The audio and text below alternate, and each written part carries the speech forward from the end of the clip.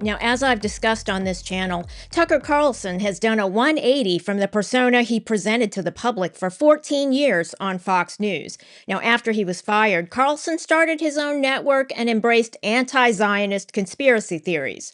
For example, he's claimed recently that the Christian population of Israel has been decimated, which is false. The Christian population has grown by over 300% in Israel since 1949, and if Carlson is so genuinely concerned about anti-Christian sentiment, why is he building a house in the nation of Qatar, where Christianity is strictly regulated and it's illegal to proselytize? Now, Carlson has even said that he hates Christian Zionists more than anyone. He was forced to walk back that comment, of course, because it was a direct challenge to evangelical Protestants who support Israel as part of our Bible-based Christianity. And Carlson himself admits he only began reading the Bible 2 or 3 years ago after what he describes as a demonic attack. Now, he says he was attacked by a demon, so we all have our theories about why Carlson is acting out. Now, here's Patrick Bet-David. So I think whatever Tucker is doing, it's all leading to 27, 28. I think 2020 is the most important presidential election we've had in 12 years. Yeah. From 28, going back to 2015. Because it's wide open. Because Stephen Colbert yesterday said he may run for office. God help us. It's going to be wide open with the people that are going to get into it. Should not be Newsom, by the way. The way the Democratic Party is trending, subject to what leadership it has, because it will not have the leadership it has today in the presidential cycle, my prediction. They're looking for their own disruptor. I don't know how Newsom checks that box. I mean, he could be as obnoxious as he wants on social media.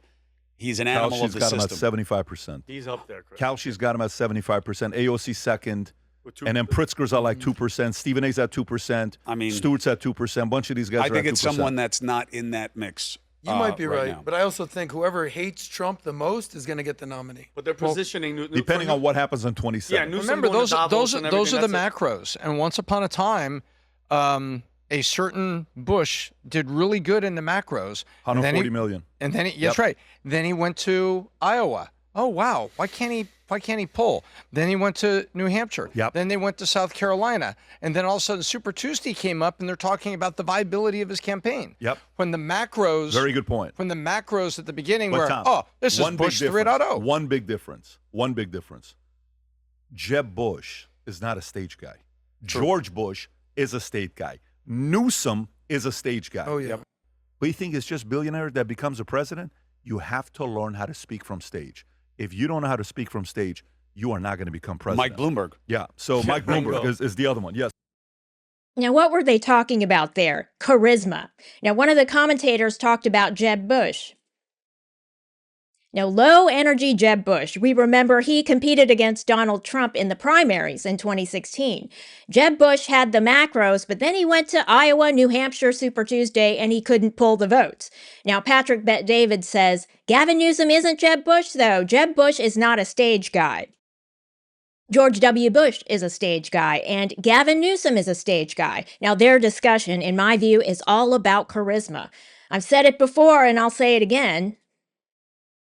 J.D. Vance lacks charisma. His stage presence, in my view, is like a Richard Nixon's, and that's not fixable. Now, you might say, well, Nixon won the election in 1968. Yes, but his opponent then was Hubert Humphrey, not JFK, who trounced Nixon in televised debates in 1960. I mean, we still study those debates. Let's watch some clips.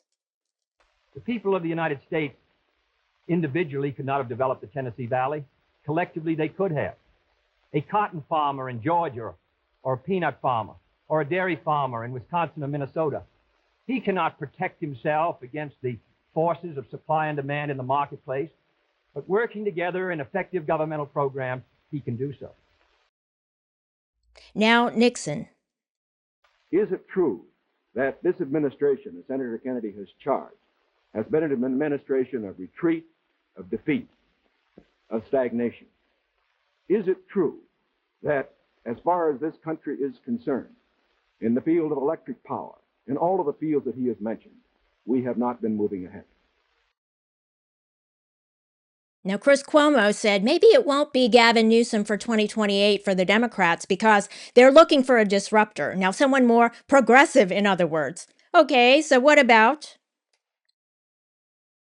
this disruption? Now, Andy Beshear, governor of Kentucky, and Gretchen Whitmer, governor of Michigan. Now, they both went to Davos this year for the World Economic Forum. Gavin Newsom went to Davos as well. Now, who didn't go to Davos? Okay, so again, characteristic of Kamala Harris, she avoided the spotlight. In 2024, she avoided interviews for 3 or 4 weeks after she became the nominee without winning a single primary. We all remember that. And this year, by skipping Davos, she avoided a potential confrontation with Donald Trump. It was an opportunity to grab the spotlight for 2028, but she skipped it. Now, in my view, she won't make it in the primaries in 2028. Now, she was forced to drop out of the primaries in 2020 as well for lack of support. She had attacked Joe Biden in one of the debates during the primaries, attacked him viciously, but she didn't win any fans while doing it. She wants to be president. We know that because she wrote a book, but she lacks charisma, and that is not fixable.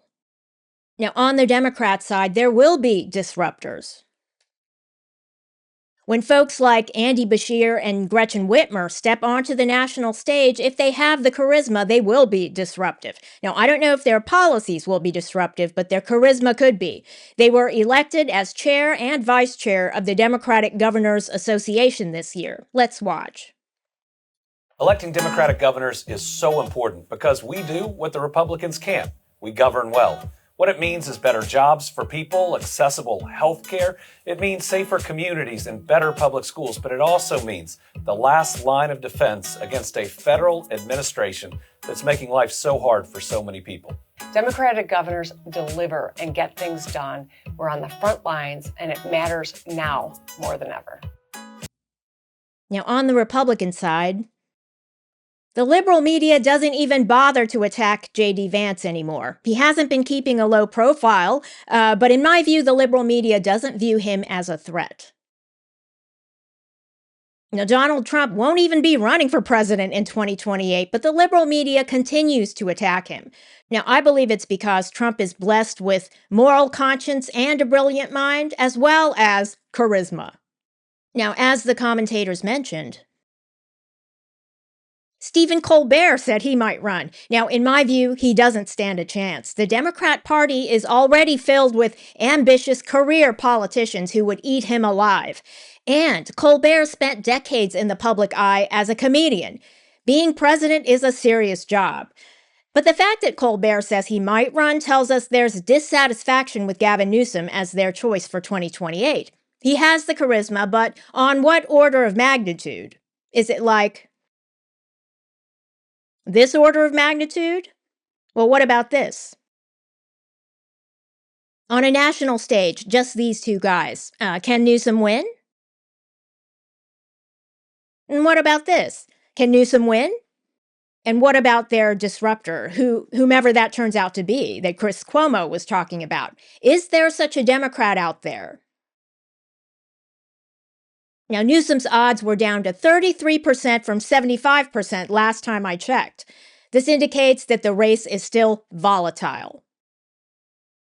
Thanks for watching, and if you enjoyed this video, leave a like and don't forget to subscribe.